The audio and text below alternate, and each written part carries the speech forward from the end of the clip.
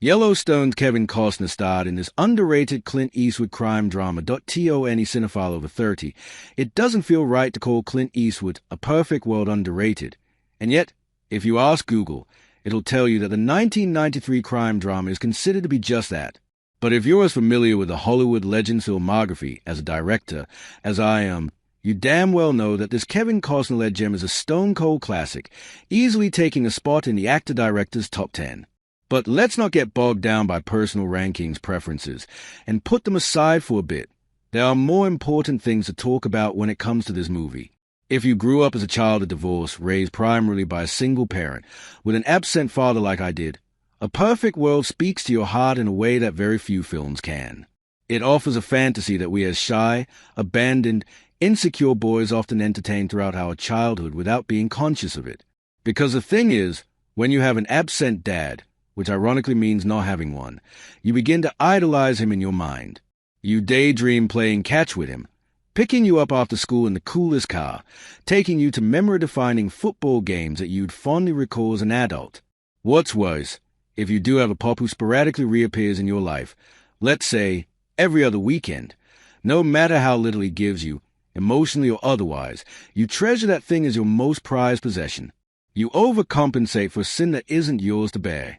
Read more, https://film.com/Yellowstone-Kevin-Costner-Clint-Eastwood-crime-drama-perfect-world/despite its loosely disguised plot as a fugitive on the run taking an 8-year-old boy hostage, A Perfect World, at its core, is truly about fathers and sons, the complicated relationship, or lack thereof, between them, and the pain inflicted on us at an early age that we carry like a never-healing wound throughout our lives.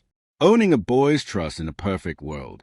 Read more, https://film.com/www./film.com/1931628//Yellowstone-Kevin-Costner-Clint-Eastwood-crime-drama-set in 1963 in Texas. The plot follows Butch Haynes, Costner, as he escapes from a state prison with his moronic and nasty cellmate Terry, Keith Sarah Bajka, and they go on the run. This partnership isn't by choice. Butch hates a guy's guts and plans to ditch him as soon as possible. Before he can do that, though, Terry breaks into a home and tries to molest a single mother of 3, and Butch needs to intervene. The commotion wakes up young Philip, T.J. Lowther, alongside the neighbors, who wanders into the kitchen to find 2 strange men there. A pistol is right before him on the floor, and Butch asks him to pick it up and bring it over. But instead of snatching it from a boy, he tells him to point it at him and say, "Stick him up." It's a crucial moment between the two since Butch isn't trying to be threatening or intimidating but rather comforting, establishing trust even though he has no reason to do so.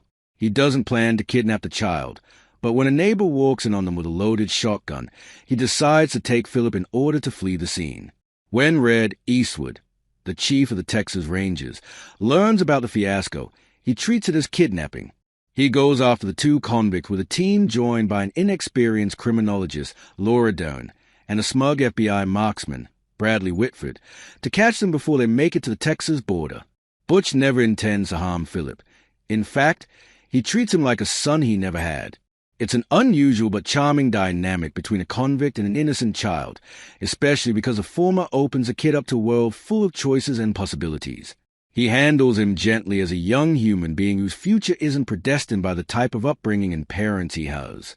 Butch inherently understands that a child needs trust first and foremost before he can believe and rely on an adult, and the more kindness and freedom he gives Philip, the quicker that initial fear in him will dissipate and turn into excitement and fondness.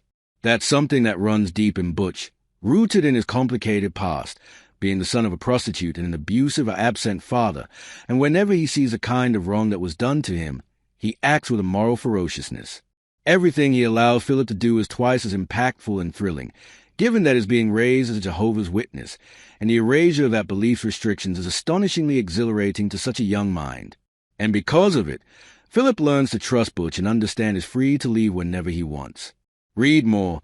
https://www.slashfilm.com/Kevin-Costner-Clint-Eastwood-crime-drama-a perfect world is a poignant character study with nuance and subtlety. Read more. https://www.slashfilm.com/1931628//Yellowstone-Kevin-Costner-Clint-Eastwood-crime-drama-a-perfect world. A perfect world feels older in a way than it actually is, not a bad thing. Despite releasing after Eastwood's deconstructionist Western masterpiece Unforgiven and Costner's magnum opus Dances with Wolves, there are no egos here to clash, at least not in front of the camera. Both stars, as filmmaker and actor, come off eager to prove themselves. From a storytelling standpoint, Eastwood knows that this is a tale told in the small and quiet moments. The escape, the chase, the shooting, and the murder are all secondary to the central relationship developing beneath the surface. His blunt and old-fashioned character in the film takes a backseat, and only comes forward when it can add to Butch and Philip's arc. It's the right decision since Costner's deep-seated portrayal is the main attraction here, and his effortless yet profound screen presence rules every inch of the picture. A Perfect World is a poignant character study with nuance and subtlety. It's a tale of men and boys, fathers and sons, future and past wounds, and how they correlate throughout one's life. It's one of Eastwood's and Costner's most heartfelt films, seeing them at their absolute best, delivering meaningful cinema that stands the test of time. Underrated or not, it's a must-watch for fans of either man, and for those who prefer their movies with intellect and depth.